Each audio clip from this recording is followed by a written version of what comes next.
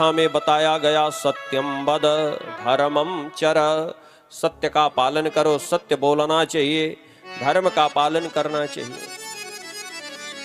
अच्छा, प्रायः लोग कहते हैं सत्य बड़ा कड़वा होता है, लेकिन हमारे यहाँ शास्त्र कहते हैं सत्य कभी कड़वा नहीं होता है। सत्य को बोलना ऐसा चाहिए कि कड़वा लगे ही नहीं, क्योंकि शास्त्रकार कहते हैं, प्रायः लोग बोलचाल की भाषा में कह देते हैं मैं तो सत्य बोलता हूं, सही बोलता हूं, सही तो बड़ा कड़वा होता है।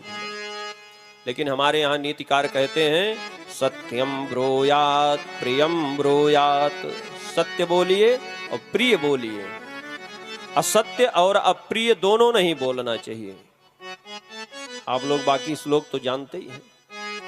तो अच्छा, किसी हिंदी के विद्वान ने भी बड़ी प्यारी बात लिखी है, साहित्य के विद्वान ने किसी ने कहा है कि अगर सत्य कड़वा होता और कड़वा बोलने के लिए आपको जीभ दे होती भगवान, तो जीभ में हड्डी बनाई होती, क्योंकि हड्डी ही मजबूत होती है, सख्त होती है। भगवान ने ये जो हम लोगों को जिह्वा दी है बड़ी मुलायम दी है। क्यों? बोले जैसे जिह्वा कोमल है वैसे कोमल वचन भी बोलना चाहिए, किसी को बुरा लगे ऐसा नहीं बोलना चाहिए।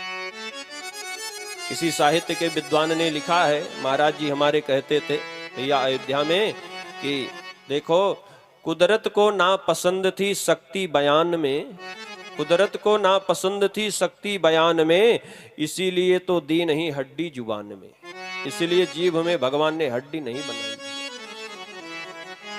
जैसे सत्य तो बोलना चाहिए। जलेबी हम लोग खाते हैं और जलेबी भारत की बड़ी प्रसिद्ध मिठाई है, राष्ट्रीय मिठाई है भैया, और बढ़िया मिठाई होती भी है।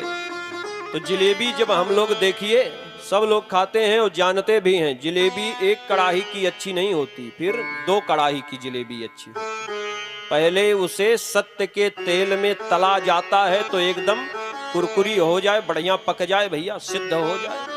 उसके बाद उसको चाशनी में डुबाया जाता है कि उसमें मिठास आ जाए। जब चाशनी जाएगी तभी जलेबी में मिठास आएगा भैया।